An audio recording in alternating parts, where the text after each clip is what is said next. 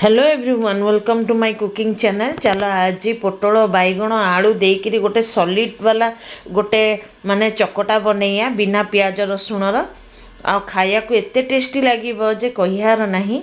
माने यही चकटारे ही तेमे थालिया भात खाईदब आ ता सांगे जदि पतला वाला मुग डाली आउ कांकड़र चिप्स मिल जीव ना गाइस, तो आउ किछि भी दरकार पड़िबनी खाया को। तो एठी सब परिबा को भल भाबे रे धोई नेइछि। आलू बैगण पोटल सबू को धोई नेला परे एको मु कोन करिवि, आलू गुड़ा बहुत बड़ बड़ जेहेतु तो तेणुकरी मु एको दी टुकड़े काटी दौची आ बैगणर सब डुम्फी तिक को काटी दौची आ पोटल को सिझिला परे ही तार डुम्फी को काटिबी। एमती कहीं ताकू सिझेई देबी, नहले इनेठू जदि डुम्फी काटिदेबी तो पूरा पानी चिया लागिब पोटल गुड़ाक।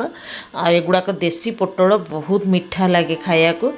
तो ताकू आम मैंने गोटे प्रेसर कुकर रे सबू परिबा तिक को धोईकी रखीचे, तो ताकू आमे पकई दबा। प्रेसर कुकर रे पानी देइकिरी प्रथम मु फुटिया को छाड़ी देइथिली, तो एठी पूरा गरम हो जाइछि पानीटा। तो हेला परे ही मु एठी आलू बैगण पोटल को पकई देबी। जदि ठंडा पानी रे बैगण को पकाया तो बैगण आमर कईथा हो जिवो, तो सेथिपई कि मु पानी को आगुरु ही गरम कर देइथिली। तापरे एठी सबू गोटा गोटा पकई दउची, आलू को काटी देइछि खाली। तो एतिर कौन सी लुण हलदी बा किछि भी देबिनी। प्रेसर कुकर लिड लगेइकी एकु दीटा हुइसिल लगेइकी एकु प्रेसर कुकर नेबी, कारण आलू टिके बड़ अछि तो सेतिपई नहले गोटे हुइसिल रे ही हेइ जाई थांता। एठी सेही प्रेसर कुकर को नहीं ठंडा हैला परे सब परिबा तिक को ट्रांसफर कर नहीं। आ से प्रेसर कुकर रे आधा कप मु एठी डाली को बसई दउची, मुग डाली को भल भाबे मुग डाली को धोई धाई नहीं आ ताकू पकेला परे मु एठी स्वाद अनुसार लुण और हाफ टी स्पून हलदी पाउडर को देइकिरी एकु भी मध्य दीटा हुइसिल लगेया पे कि छाड़ी देबी। ताहले डाली भी आमर फटाफट से बनिकिरी तैयार हो जिवो। आ डाली तैयारी हौ हौ एपटे आमर परिबा जो अछि से मध्य भल भाबे ठंडा हो जिवो। तो एठी लुण हलदी देइकिरी एकु आम माने लीड लगेई दबा। एठी हाफ टी स्पून मु हलदी को दे देली।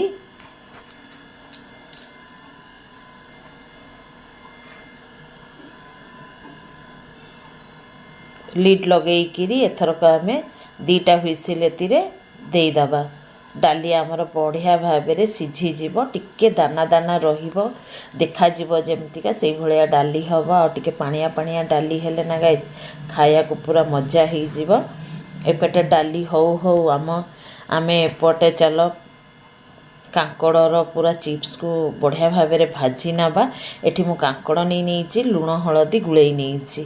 आ सेपटे तुम देखिपो वीडियो रे कि मु आलू बैगण सब को बाहर कर रखी देइछि ठंडा हवा पें कि। आ एठी ए भलिया अल्प तेल देइकि एकु हम माने उलट पालट करिकि छाणी दबा। आ कांकड़र एमतिका चिप्स भजा गुड़ाक बहुत टेस्टी लगे खाया को। कांकड़ टिके ना को माने कड़ुआ कड़ुआ लगे ना, माने टिके पितालिया अंश लगे तो बेसी भल लगे मते। माने पर्सनली मते माने कांकड़ भजा संगे भात हो रुटी हो सबू खाईदेवी मु, मते बहुत भल लगे कांकड़। आउ जदि देसी कांकड़ छोट छोट वाला मिल जिवो ताहले तो कथा ही नहीं। बड़ कांकड़ तो सेते टेस्ट लगे जतिकि से छोट छोट कांकड़ गुड़ाक लगे। तो कांकड़ खाइले ही मने पड़ी जाए, कांकड़ खाइला मांकड़ कसी जो अच्छी गीतटा मने पड़ी जाए आमर हनु बाबू को बाड़ी रे पसी। शायद मैंने भी शुणी एगुड़ाक मैंने पिला बेले पाठ पढ़ीचु।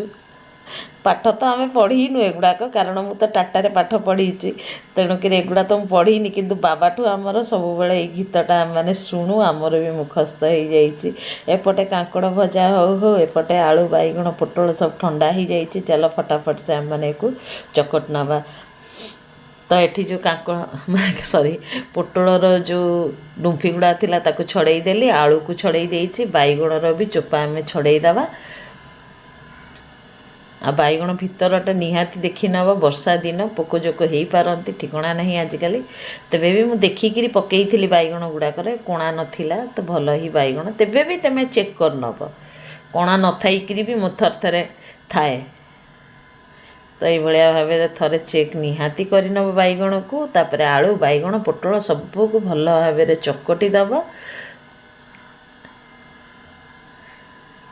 एठी आमे लुण आउ किछि दबानी आमे डायरेक्ट से कढ़ई रे ही दबा छुंक मारला बेले आ खाया को तो गाई सत्तरे कहचे पानिया पानिया आलू बैगण चकटा को आ पानिया डाली अरुआ भात ता दिहरे टिके गुआ घी आ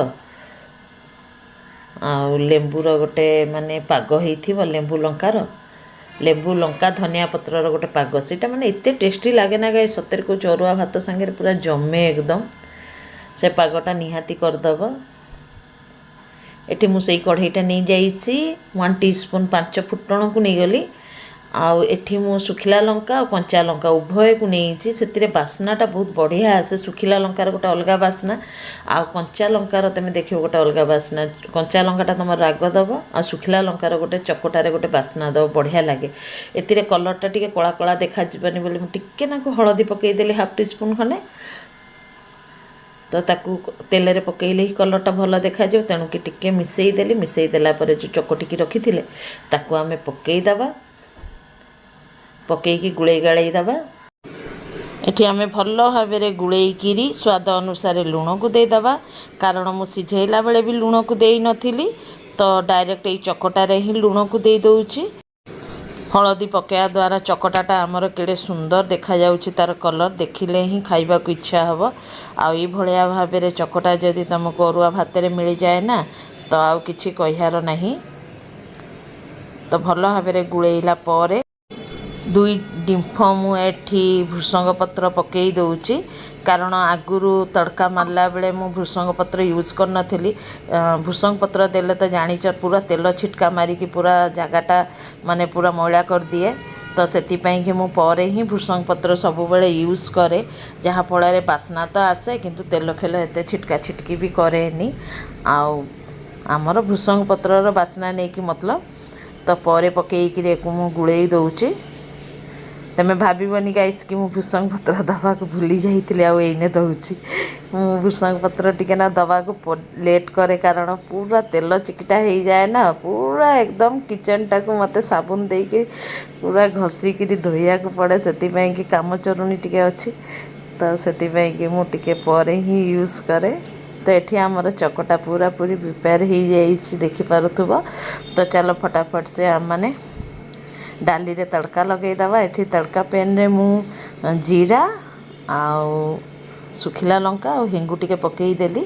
एठी मु घी रे बघारुची ताहले बढ़िया लागियो बोली कि गुआ घी रे तो तेमे चाहो तो रिफाइन तेल रे भी देई पारो। तो एठी मु देखि पारुथबो पूरा पतला पतला डाली करिसी मुग डाली जोटा खाया को बहुत टेस्टी लगे। तो एठी मु चलो प्लेटिंग कर देइछि पूरा पानिया डाली तुम देखिपे आ मुझे आंबेड़ा चटनी बनई सेटा पूर्व दिन बनई तेणुक मुझे देखनी तार वीडियोटा बनईबिनी। तो जदि वीडियोटा भल लगे गाइस तो लाइक कमेंट शेयर और सब्सक्राइब करने को भूलनी। चलो गाइस फिर मिसिबा नेक्स्ट वीडियो रे। Bye take care be safe guys and जय जगन्नाथ। Thanks for watching.